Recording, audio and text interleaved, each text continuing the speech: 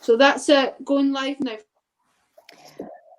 Hi everybody, good afternoon and welcome to Reading Between the Crime Book Online Book Festival. It's wonderful to be able to be here on a Friday afternoon and discussing crime fiction. What a luxury. Lindsay Adams, who's originated this festival and directing it this weekend, thank you so much for giving us this opportunity to come on. And at a time where being together is still ever so difficult, we love our crime fiction and we love to come together to discuss. So, historical crime fiction. In the studio with me, let me introduce our authors. I have Caroline Dunford. If you are not, hi Caroline. Hi. If you're not familiar with Caroline, she's the author of the fabulous Euphemia Martin series. I think it's 16 novels so far, Caroline? Yes, it is 16. And the latest, which is due out in October, I believe, is A Death in the Hospital. Yes, that's right. Wonderful. Now, Caroline previously worked as a journalist and then as a psychotherapist. And I love the fact that you say you enjoyed many years at helping other people shape their personal stories before you took the plunge to write stories. And I'm going to come back to you and ask you about that. You write many different genres. We're here today to talk about your crime fiction, but you also write thrillers and romance. Now, I mentioned the Euphemia Martin's mysteries, but you also have another series, I believe, that you started with Euphemia's daughter, Hope Stanford. Yes, it's Hope Stanford Mistress. We have one book out so far, and I'm currently writing the second. Fabulous, fabulous. And just to say as well that Caroline, again, teaches creative writing courses at Edinburgh University. So we might have time to talk about that side as well, though I know the hour's going to go really quickly. So welcome, Caroline. Thank you for being here this afternoon. Next, allow me to introduce James Andrews. Hi, James. How are you? Hi. Great. So James Andrew, the author of the Inspector Blade series. I must confess, James, before today, I was totally unaware, please forgive me, of Inspector Blades, but I love the character you've created and I want to talk to you some more about him. 4 novels, I do believe, so far? That's correct, yes. Yeah, there's a trilogy, and then the most recent is a standalone, The Suitcase Murderer, and that was published in April this year. A teacher by profession, and you've taught in the UK and you've taught abroad, but now a crime novelist, a most noble profession, sir. And you set your writing in the period immediately after World War One. And I love the crossover there with Caroline's work because of the World War One, World War Two time frame as well within your work. It's a fabulous period to write about. So. Yeah, and again, I'd like to ask you both about the choice of that. You are particularly interested in novels from the Golden Age, and detective stories between the wars. And James, you're also a poet.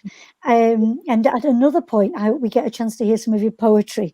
3 books of poetry there. So James, very welcome. Thank you for being here with us. Thank you. And last, but by no means least, in the room here, Alex Nye. Good afternoon, Alex. How are you? I'm fine, thank you. How are you? Really, really good. Just relishing this moment, as you can well imagine. So, Alex, you are not a serial writer. You write standalone historical crime novels, yeah? Yes, that's right. Yes. Yes, I've written. Sorry. That's okay. It's okay. And the most recent being Arguing with the Dead, published by Fledgling Press. Now, not original of Scotland, but like many of us, it becomes a place where we find it as home. And for you, it's been the inspiration of much of your writing as well, that Scottish history. We mentioned Arguing with the Dead, and your main protagonist in that is Mary Shelley. And we'll come back and talk about that. You also teach and deliver atmospheric candlelit workshops on creative writing ghost stories and Scottish history. When we can come out of lockdown, I'm going to commission you for one of those because I think that just sounds awesome. Oh, that would be good. Yeah. Anyway, good people. Let's start off with the reading. Caroline, I wonder, would you do us the honours? What are you going to read to us from? I'm going to read to you from the most recent Euphemia. Sorry, holding that above my notes. A Death at the Races. And this is the one where Euphemia has actually, well, I'm not going to give that away, but World War I is on the horizon. And the story is about the Monaco race, except it didn't happen that year. It's a kind of undercover race that happens and they get caught up in that. But this is before they set out. Euphemia has just got married and she's come home after a honeymoon and she's walked in through the door of her house and her husband had went in front of her. And as soon as she sees his face, she says, "What's wrong?" "It appears we have a visitor," said my new husband. "Not tonight," I said. "Giles should have refused him." Apparently he tried, but to no avail. Bertram's upper lip was looking uncommonly stiff. "Who on earth is it?" "He refused to give his name, but I rather suspect." As if waiting for his cue, our visitor erupted out of the library door. "It's rather late, you know," he said. "Poor Giles was beginning to worry. You could have telephoned him. You do know I had a telephone put in, don't you? It's my wedding present to you. I'm sure you'll both find it very useful living out here in the middle of nowhere. May I kiss the bride?" And with that, he darted towards me, and before I could step back, put a hand on each shoulder and placed a firm kiss on each cheek. "Fitzroy," I said wearily. "Fitzroy," says Bertram. "What the devil do you mean by showing up now, tonight of all nights?" The spy smiled charmingly and tilted his head on one side. "I don't suppose you would accept I merely happened to be passing?" "On a filthy night like this, in the middle of nowhere," said Bertram. By now I could see he'd begun to quiver with rage. "I wanted to give you my best wishes for your future happiness." "Fitzroy," said Bertram in a low voice and through gritted teeth. "Oh, very well," said Fitzroy, shrugging. "I needed to speak to Euphemia, and as it happened, I was nearby. Can't tell you where or why." He smiled again, perfectly at ease invading our home late in the night. Bertram turned to me. I thought I had made it perfectly clear that we were to have no more dealings with this man. "Heavens, Euphemia," said Fitzroy. "You're barely married a moment and he's gone all dictatorial." Bertram flushed slightly red. "I mean, I thought we had agreed this chapter of our lives had closed." Fitzroy looked from him to me, clearly enjoying the situation. "I take it you haven't told him yet?" "Told me what?" said Bertram. Having been flushed, he suddenly went pale. "It was a real wedding that married us, wasn't it? It wasn't one of his ploys." "Honestly, Bertram," I said, taking the higher ground while I could, "we have been living as man and wife for over a week. Do you think I would?" Bertram went back to being flushed. No, of course not," he said. "It's just that dastardly fellow, one never knows where one stands." "The dastardly fellow is still here," said Fitzroy. We both ignored him. "You're quite correct in saying that I wanted to close this chapter of my life upon our marriage," I said. Fitzroy staggered dramatically as if shot, one hand pressed to his chest. We both continued to ignore him. "However, that was before I was charged with murder." "Yes," said Bertram. It may have been a trick of the light, but the loving look in his eyes appeared slightly diminished. His tone was certainly wary. I looked over at Fitzroy. "I take it I can tell him now." "As long as Giles isn't lurking in the shadow," said the spy. "He wouldn't let me tell you until we were married," I said. "I wanted to, but he made me promise, and I couldn't." Bertram held up his hand. "This man has some hold over you. You gave your obedience to him over your own husband."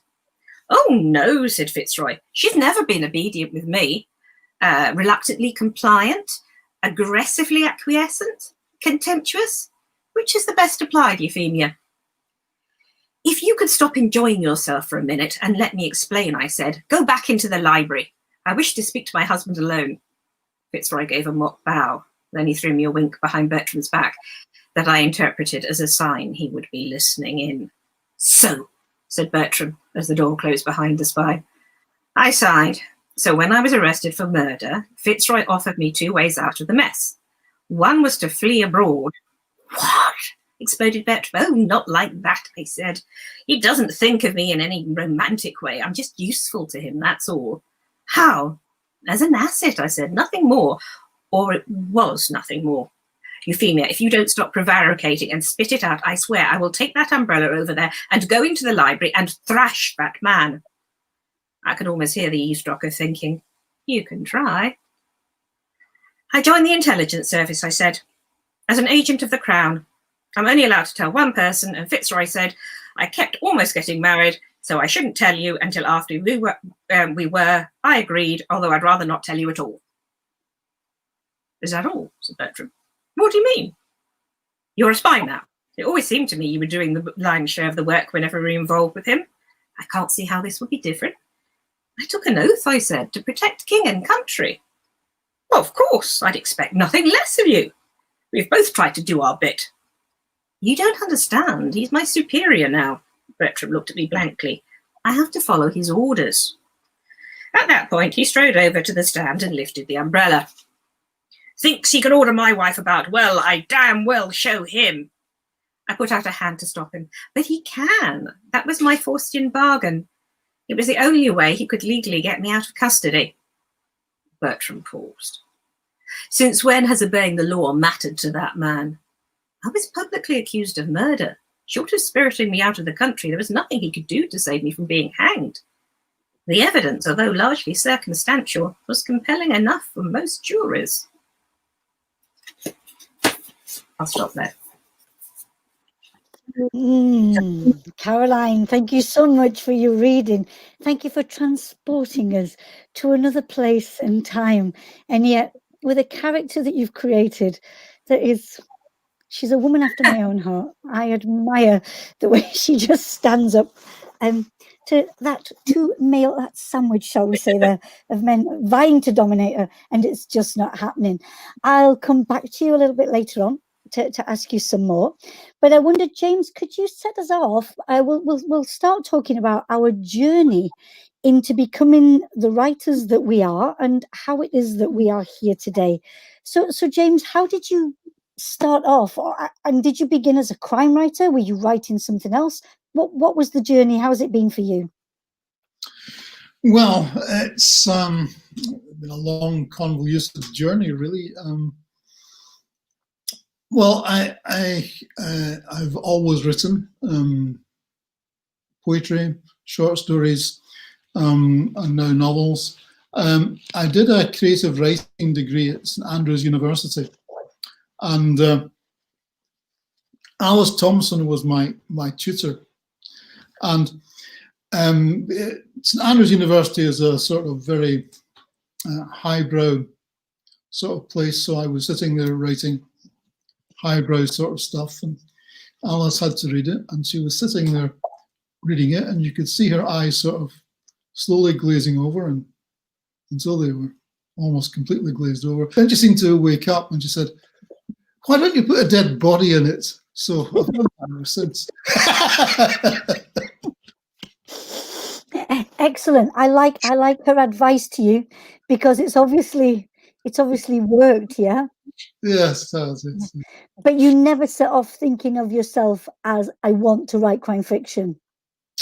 Well, I was looking for an idea for a short story, and I was in newspaper archives, and I came across a story from 1920, which was the story of a real murder, which was reported in the newspapers.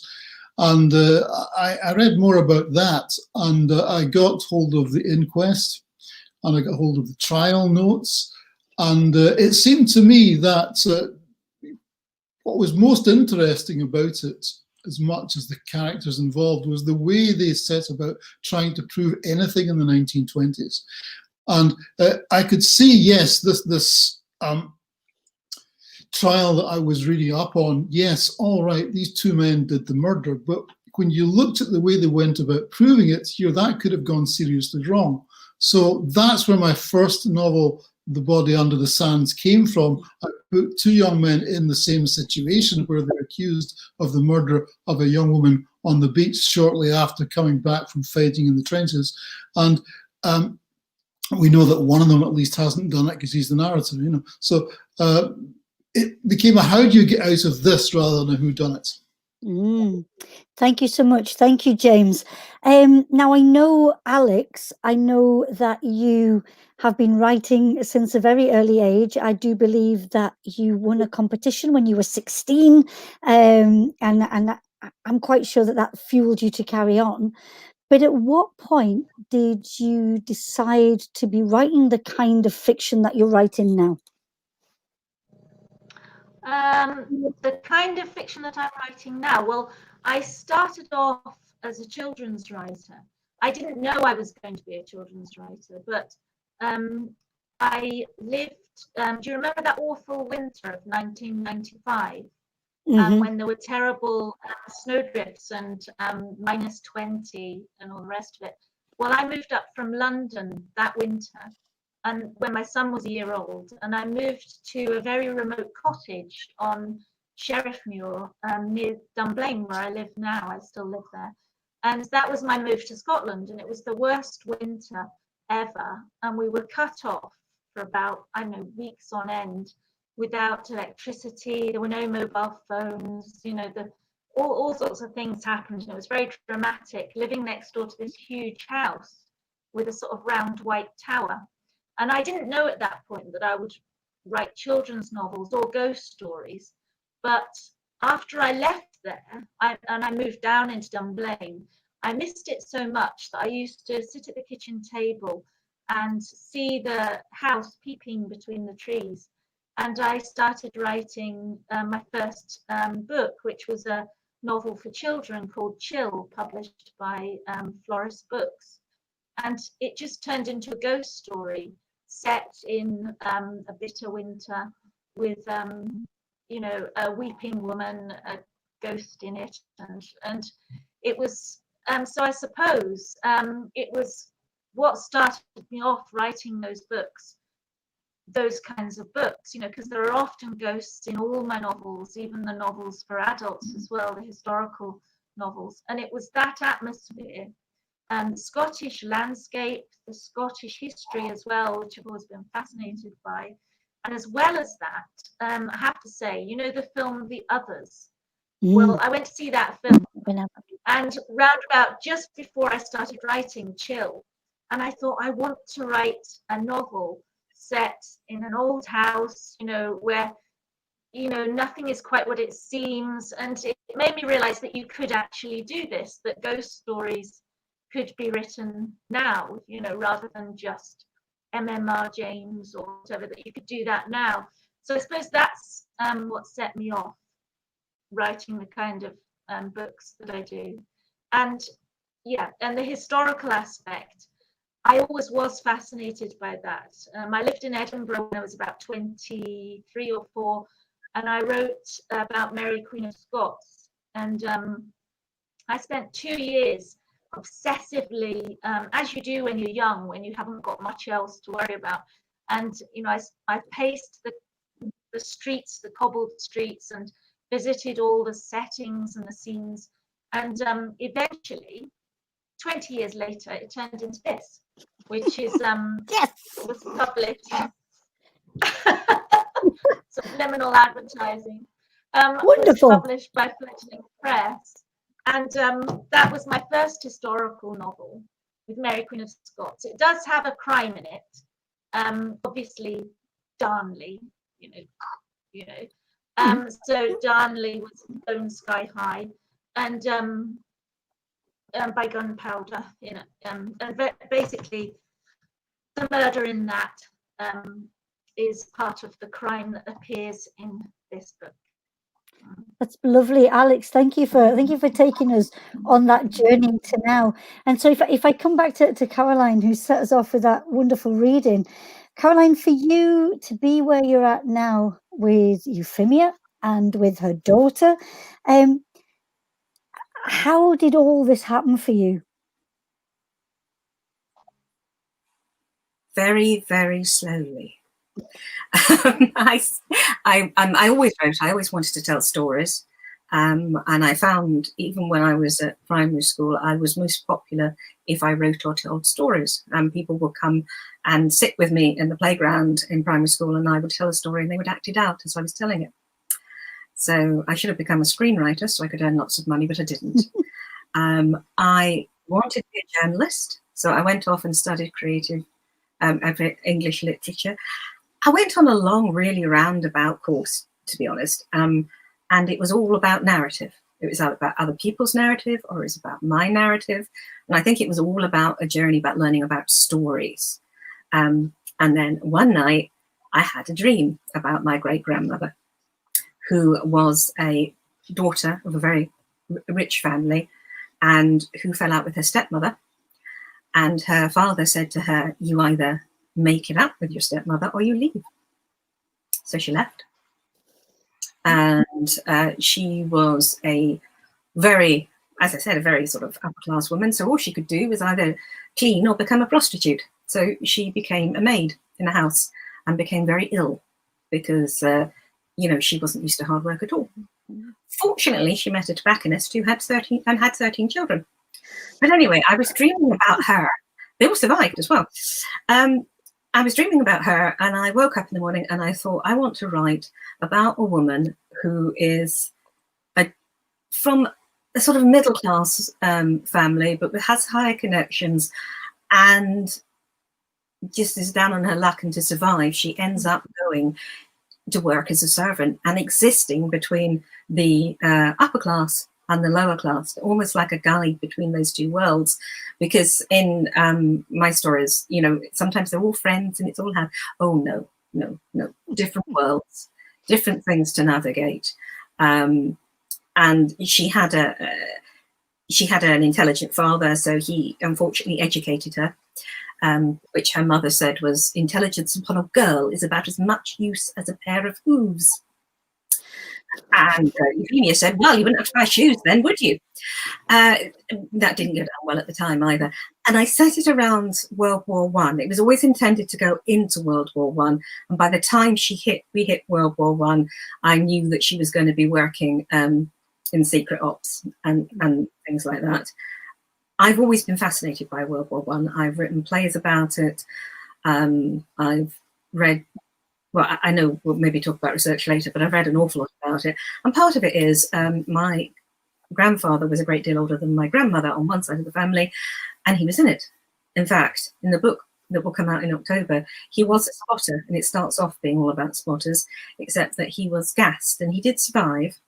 And then if I start looking back through my family, I have so many war stories about how things happened in the First and the Second World War. And that kind of led to me still being alive. Some amazing stories. Beautiful, yeah. So that's me trying to cram an incredibly long story. You know, I don't think anybody is, well, very few people are overnight successes. If you actually have lots of books published, or you get books published, you've probably just been grafting at it a long time. I think I'm pretty stubborn, but I try to get better and better. I do try. I love the notion, though, as you say, of the importance of staying in there, of keeping writing your stories and keeping on with your craft and honing that. So thank you for that. Now, it seems it's a good point for us to have our second reading. So, James, I wonder, would you take us into your novel? Which one will you read to us from? I'll read to you from the latest one, which Excellent. is Suitcase Murderer. Right. Now, that came out in April.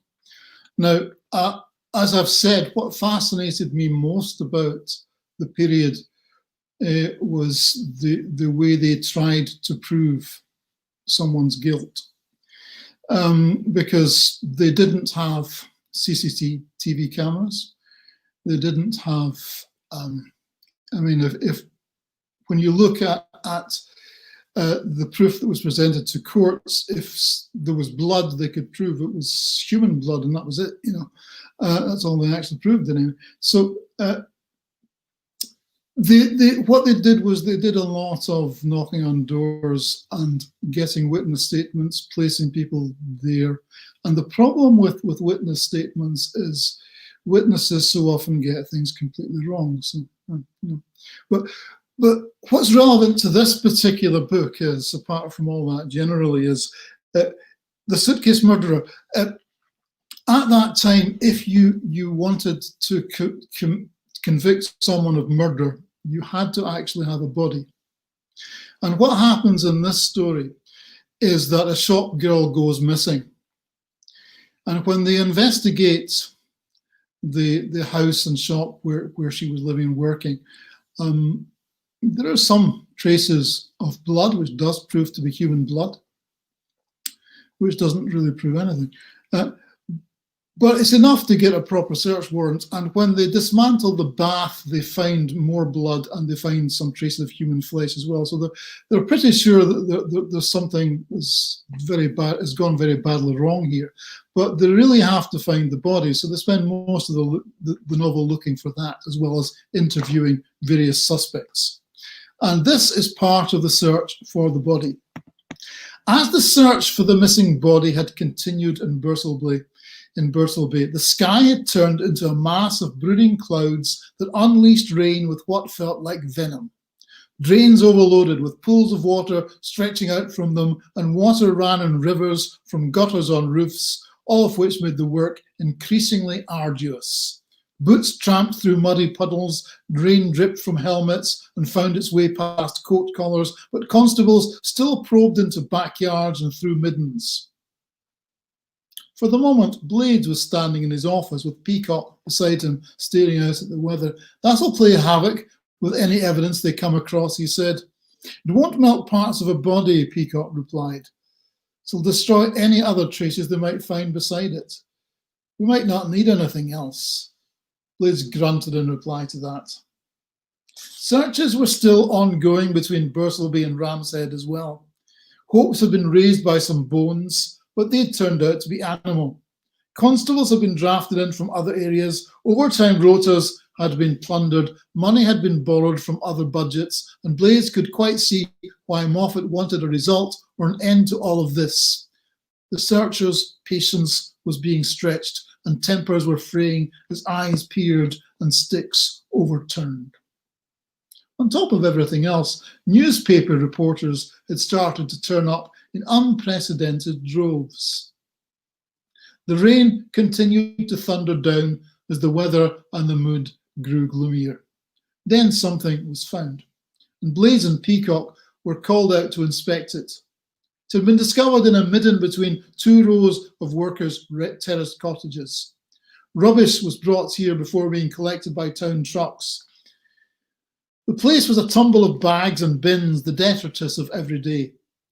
Like any such collection of unwanted things, it had a random feel to it, as if everything was only here by accident. But there was now an area that had been purposefully marked off and was being guarded by not one, but two constables, still with rain dripping from helmets and capes. Peacock had his camera out and ready. Blades' eyes peered ahead of him eagerly. He came level with the first constable. "So, where is it?"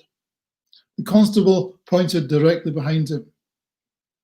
Blades found himself looking at a pile of empty tins. "Is this it?" "Over there," the constable said, pointing again, and Blades saw it. There was a recognizable pattern to that arrangement of bones and torn flesh, and it was human. It was a hand. Blades muttered. Peacock swore. Both of them stared. "Could be a woman's hand," Blades said, "or a child's." "I hope not," Blades said. "That would mean another victim. The pathologist will tell us." Blades' eyes searched all round the midden. "I suppose this has all been sifted through," Blades said to the constable. "Yes, sir." "Did you find clothing or anything else that might suggest a connection with this?" The constable shook his head. "It'll all have to be sifted through again," Blades said. Oh yes, he thought. They would peer for anything else that might give a clue to the identity of the owner of the hand, or the identity of the person who had left it there. Peacock started taking photographs of the hand in situ, then the greater scene, while Blades pondered his calmness. Peacock was looking that a human hand, unattached to anything, with total professional detachment, and all Blades could feel was horror. Oh, James, for a Friday afternoon, that is utterly deliciously gruesome. Thank you. Just what was needed. Oof. Who says that the past isn't as grisly as the present? Thank you so much for your reading. I'm going to come to Alex again to carry on an idea that was there, because we started talking about research, and James, you were saying about, you know, how things were then, how investigations went on, what was viable and what just didn't happen as might happen now. So I'm going to put the question to all of you, that in the research that you've done for your novels, what is, I'm sure there's been more than one thing, but what is the thing that has struck you most about the difference either in methods of killing people, methods of investigation, methods of collating information, anything that you've stumbled across that just left you, I wouldn't say speechless, but left you quite either shaken or marveling at how things were dealt with? Alex, can you come in on that one? I'm not sure I'm the best one to answer that, because I don't really write procedural crime. So, but in the historical, but in historical, yeah. Well, I suppose. Well, I suppose things that have struck me in terms of the historical thing is the way that women were treated. I suppose when I was writing and researching this novel, again, I'm arguing with the dead about Mary Shelley. Mary Shelley's sister, her stepsister Claire, she had an illegitimate child with Byron, the poet Byron, and she, because they weren't married, she had no rights, or well, even if you were married, you didn't have any rights as a woman. And she had her child just taken away from her. Byron just decided he wanted the child back, a little daughter, and he just took her back when the child was a year and a half. And Claire had no say in that. She had absolutely no rights whatsoever. And everyone, including Mary Shelley and her husband, they all accepted that this was just the way it had to be. And as a mother who, I remember having small children, and the idea of just having them whisked away from you without any choice in the matter. And then Byron also put this child into a convent. He abandoned her in a convent, basically, and she died there when she was 5 years old. But Claire actually tried to kidnap her from this convent in Italy. And I've got bits of that in the story in this book. But I suppose what really struck me, but I kind of knew this already, was just how awful it was for women, and also how they didn't survive childbirth. I mean, a huge amount of women just didn't survive childbirth. And that's what, this book concentrates a lot on, Mary Shelley, postnatal depression, losing small children. They lost children all the time, babies. And for instance, a woman of my build wouldn't have survived childbirth, say 100 years ago,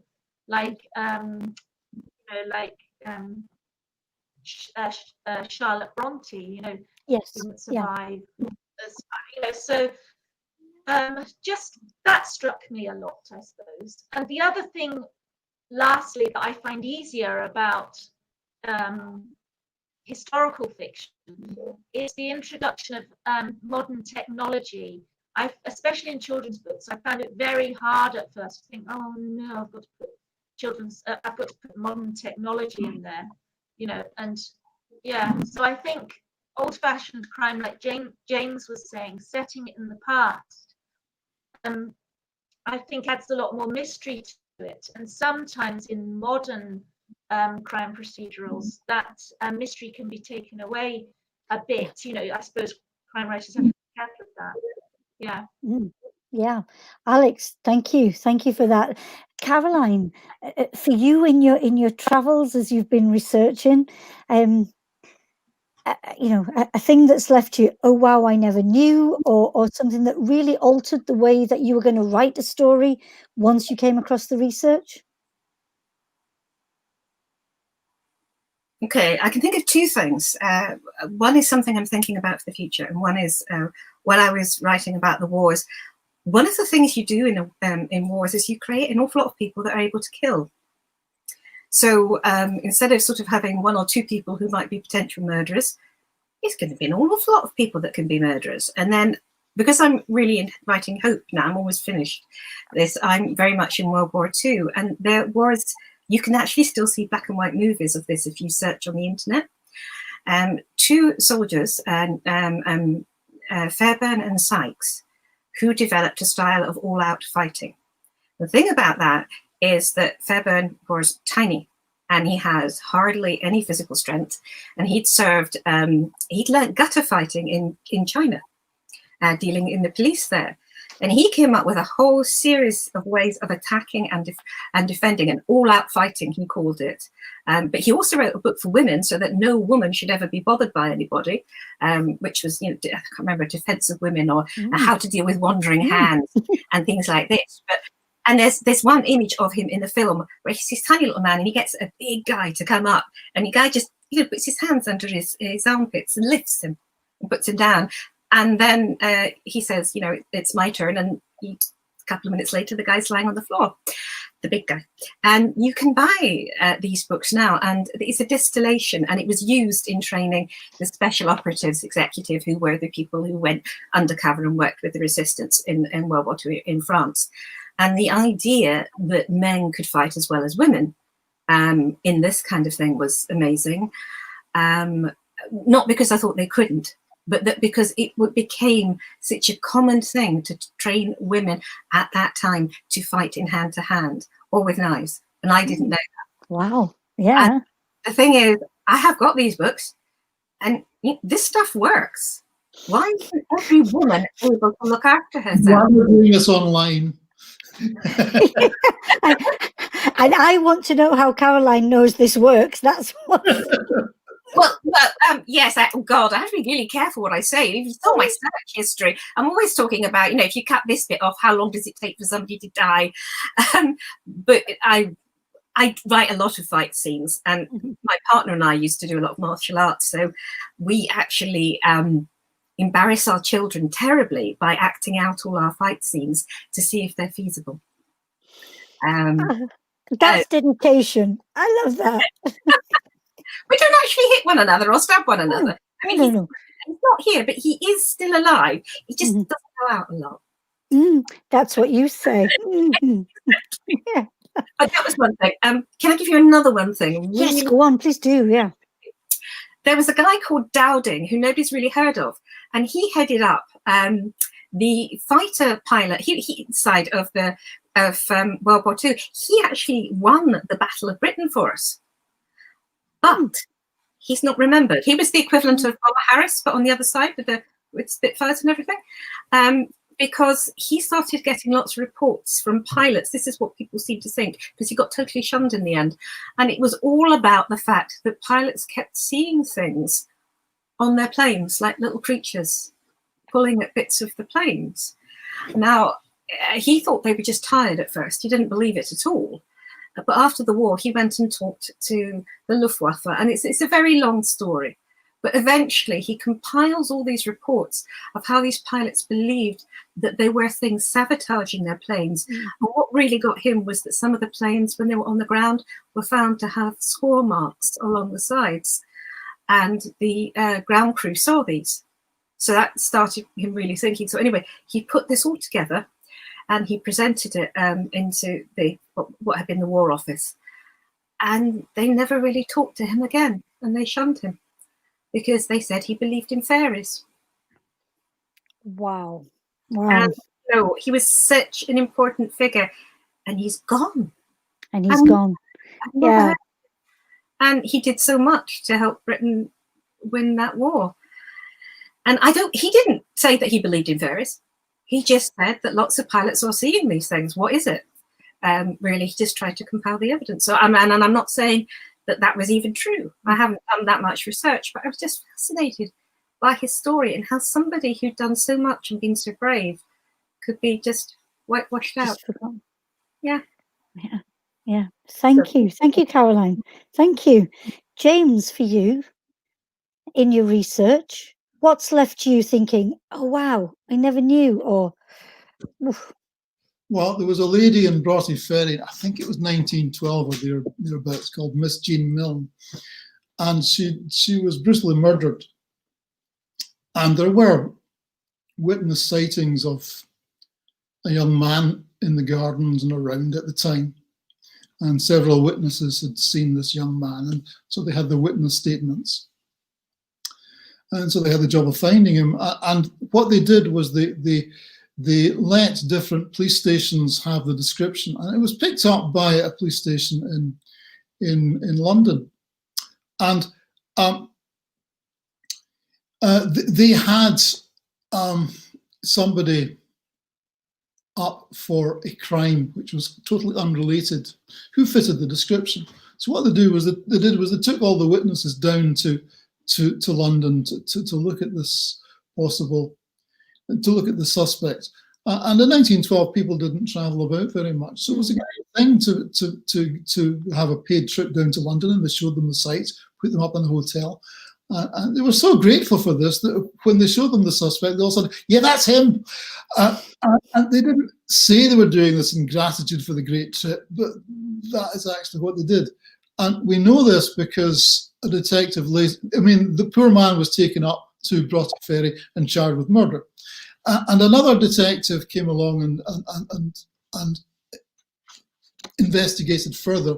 And what he discovered was not only had the suspect been in Antwerp at the time of the murder, visiting the consulate of all places, but he had never actually been in Broughty Ferry, had never been in Scotland, never been in Broughty Ferry in his entire life. So that struck me just how, fallible witness statements actually are. I'm very glad we've got CCTV these days on DNA and things like that to help us out a little bit more.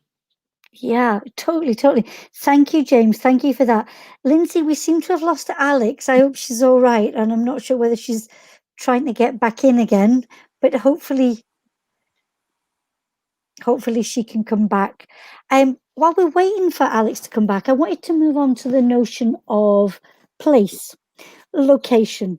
It's so crucial in a crime novel, and often that space or that location takes on, an identity part of the drama. In everything that you've written, Caroline, can you talk to us about a favourite space or place? I suppose it's going to have to be the estate that Bertram goes off and buys when Euphemia tells him what she thinks of him for taking effectively family blood money. So he rushes out and he buys an estate, and this is in book 1, and it is with us for the whole of until book 16. It's just there. It's in the fens and it's sinking, and it's been sinking. It's a new place, and it was built effectively by cowboy builders. And they spend most of their life trying to keep it out of the fens. But a lot happens at White Orchards. And the different characters all have different relationships with it. Euphemia marries Bertram. Sorry, that's giving away something to some people, but it's out there now. It's gone. Euphemia marries Bertram, despite the fact that he enjoys his food too much. He is not particularly tall, and she has a number of very handsome admirers. He's very clever, but mostly, despite the fact he has White Orchards, that is the biggest thing that stands against him. His daughter, who grows up there, Absolute Hope, loves it. He's very proud of it, but doesn't realise that it's actually costing him almost every penny he has to keep it together. Fitzroy uses it as a hotel whenever he wants to be out of the way. Spymaster comes up there and eventually starts having parties there so that they can invite people who can't meet anywhere else to meet at this party in the middle of nowhere, where they can keep them secure and bring two people together without the world being able to. So this poor estate is all these things, and it's called White Orchards because it has orchard of apple trees with white, the white blossom. Yeah. yeah. And the other thing that it has is it has some of the most fantastic sunsets in the world, and it becomes a central place right from book one. And although, well, some of the action does take place there. Again, I won't give too much away. Mm-hmm. Everybody has a different relationship with this place. Mm-hmm. I love that because it's again coming back to that notion of a place or a space actually having an identity, a personality, and other cast members interacting with that place and it being different. Yeah. Thank you, Caroline. Thank you. James, for you, a favourite place that you've either created or that exists that has been included in your novels? Well, the place where all the novels are set is a place called Birtleby, which is a fictitious North Yorkshire seaside town. And it would be a very dangerous place to live, and I don't suggest anyone moves there because it's got a very high murder rate. And particularly if you're a young woman who likes going for a walk on the beach in the evening. But what is significant about it is not so much that it's a fictitious North Yorkshire seaside town, as the time, the era that it's set in, because it's set just after the First World War, when you have, in the First World War, it was a horrific war. Carolyn has said that one of her relatives was in the war. You speak to anyone in the whole of Great Britain, they will tell you one of their relatives was in that war because everybody was in it. Everybody was affected in some way or another, and obviously some memories have come down more solidly than others in different families. But everybody was involved in that war. So that when people came back from the war, there had been a war. 4 years of war, there had been a wartime economy, which women had been participating in. When you've got a couple of million men coming back from the trenches at the same time, or however many there were, it was certainly a lot, they were all looking for jobs at the same time. So something had to give, So there are all sorts of social economic things happening there. And if you weren't actually in the trenches, you knew somebody was in the trenches, your son, your husband, whoever had suffered there. There was somebody in your family who had suffered in some way out there. And your life had been disrupted in peacetime as well. So everybody, all the characters in my novels basically are recovering from the war, healing, seeking redemption in some way or another. And after the First World War, and it was the same after the Second World War, there were a series of particularly brutal murders. And as Carolyn has said, a lot of people were trained to kill and had killed in war. It's not surprising. And so that is really what has created the place in my novel, when it is as much as where it is, and what we're going through, and what it might motivate them to do now. Thank you for that. Lindsay, are we going to get Alex back or? So I've just been in touch with her on Facebook. She's her computer's hibernated, so she's trying to fix it to get it back online. So she's hoping that it'll come back on. But she said just to carry on. Brilliant. Okay, thanks, Lindsay, for checking that out. Okay, I'm going to bring us into the now, in a way, and take us back to your main protagonists. And if Euphemia and if Inspector Blades were here with us now and living the pandemic, how do you think they would have dealt with lockdown? How do you think they would have dealt with the coming out of lockdown? Well, Caroline. Euphemia lived through it. She lived through the Spanish flu. Yeah. So they all wore masks when I was doing research around that period. Even the cats have masks. And it's difficult to get a mask on a cat. Just a little white mask. People took the masks thing really, really seriously. Euphemia would have been sitting in white orchards and she would have been drafting plans.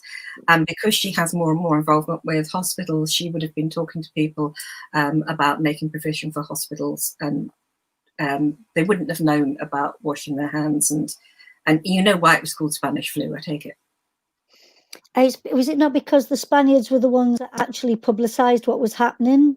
Absolutely. We had it before. Mm.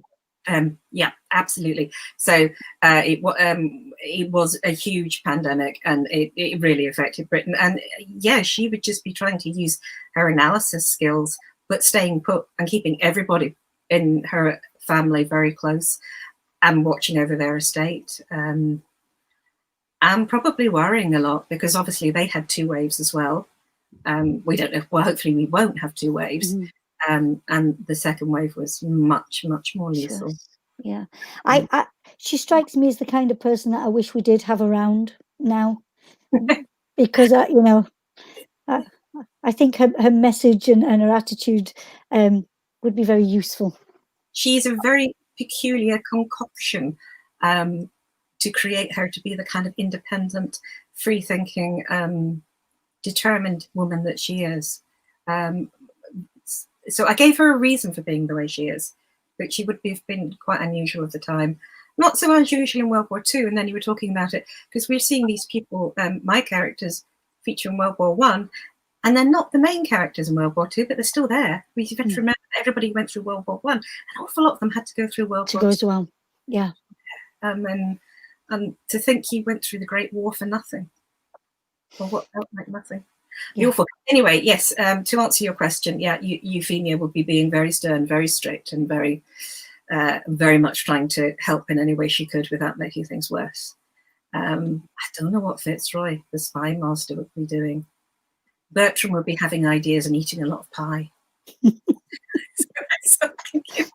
Yeah, I think so long as there was a healthy supply of pie, you know, then he would have been happy to stay in. And whereas Fitzroy, no, I take your point. I think he might have been breaking curfew, and I think he might have been engaging in maybe not safe practices. Possibly, because he'd feel incredibly frustrated to come across an enemy that he couldn't fight. But I mean, female would find out, and she'd pull him back into line and say, you know, this is not the way to behave. And she's the only one who seems to get away with telling him what to do, and he obeys. And he does it. Yeah. Thank you, Caroline. Thank you, James.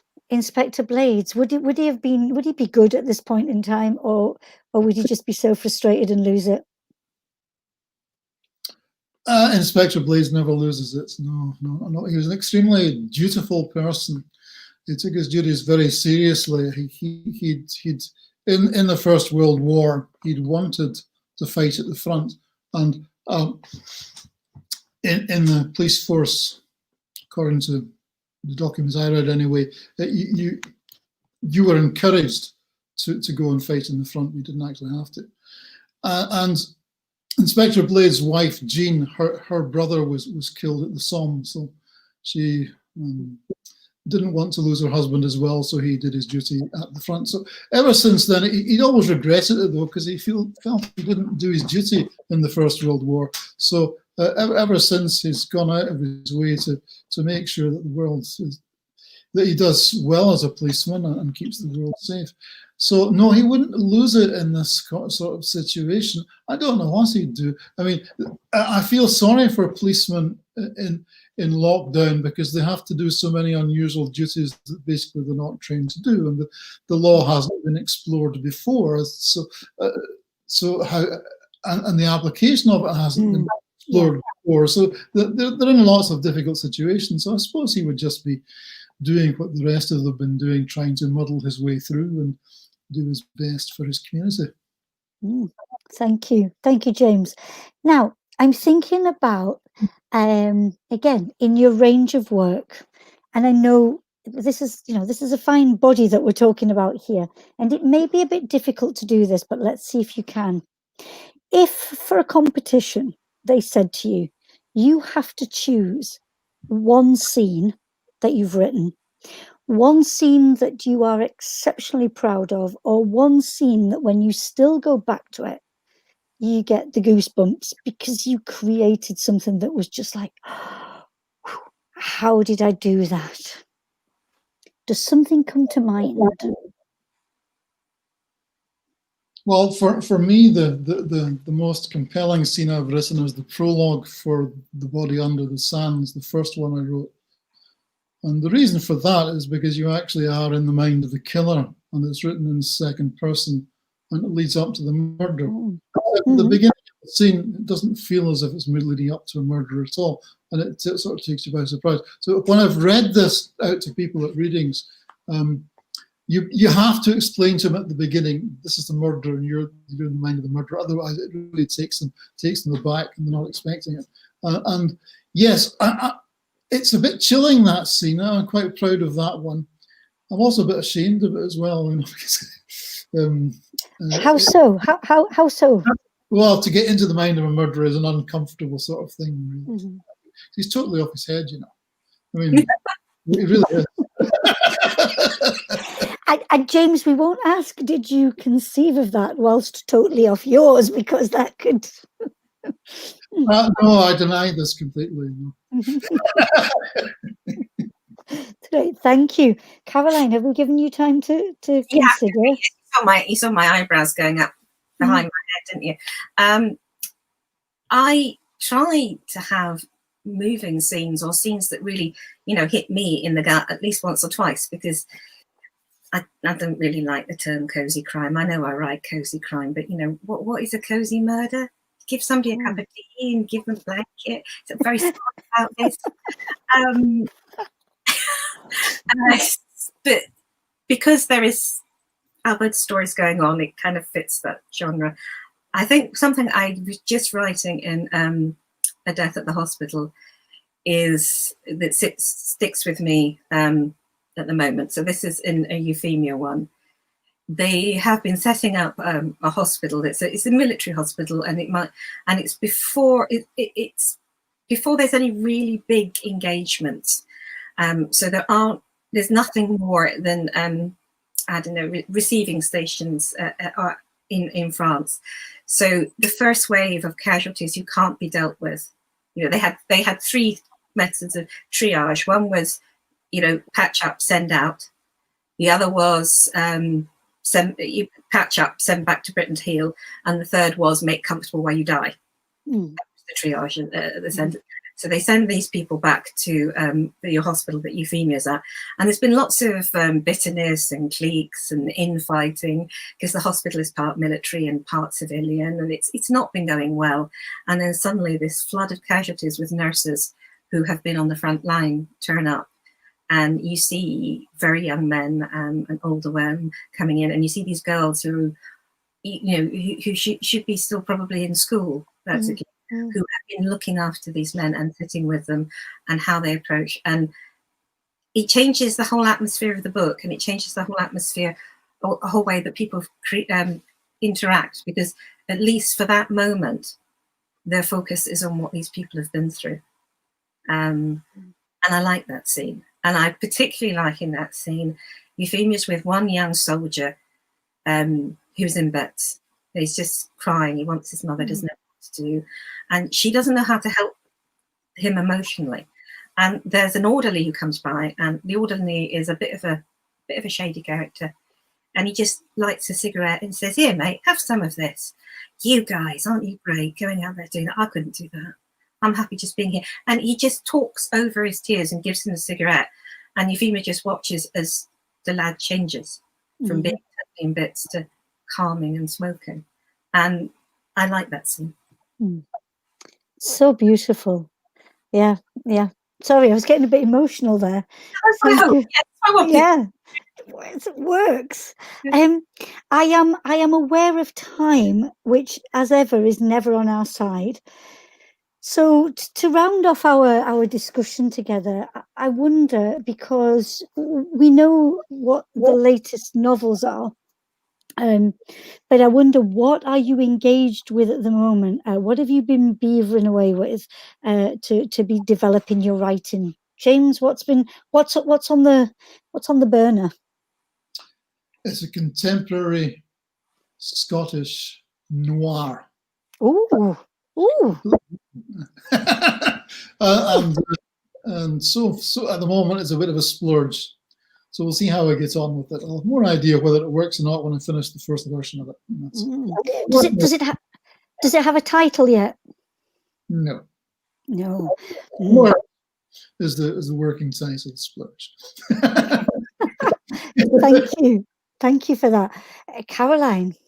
Well, I'm still working on Euphemia, who will eventually end, and Hope is just starting off, so I'm very involved in the World War II. Yeah. I have also been writing a young adult, maybe young adult crossover contemporary story. So that's quite different from what I normally write. And I'm about to write a longer short story that is really dark for someone. So happening right now. I have lots of stories, and I don't think I'll ever get to tell them all. But yeah, just keep bringing them out. And I've got another detective I want to do, and I've got a strange fantasy. I've got lots of things that I've got notes on. Bits in them, and this is the thing for anybody who's writing: you complete the project you're doing. You can maybe make notes on another project, but you finish a project. That's the only way to keep moving forward. To keep moving forward. Yeah. That is some fabulous advice for us to round our session off with. I'm sorry that we lost Alex partway through there, but if you're watching, thank you so much for being with us. James Andrew, Caroline Dunford, thank you so much for taking the time and share with us about your writing and your thoughts on things. Lindsay, thank you for hosting us here for a historical crime talk. And what's coming up next in the festival? So at 6 o'clock, I'm in conversation with Helen Fields, and then at 8 o'clock, I'm in conversation with Doug Johnston. So that'll be interesting. So hopefully everything goes, fingers crossed for that. Alex has just said it was an upload. Our computer went into software, decided to download software, and she can't get it. She's still trying to get it up, but I'm hoping that I can maybe like fit her in maybe on Sunday or something, and just do a one-to-one. Totally, that would be good. So she gets a chance to read as well from her latest novel. That would be good. Yeah. Wonderful. So, in which case, shall we say goodbye for now and see you for a next panel sometime soon? Thank you. That was great. Thank you, guys. See you soon. Bye. Thank you.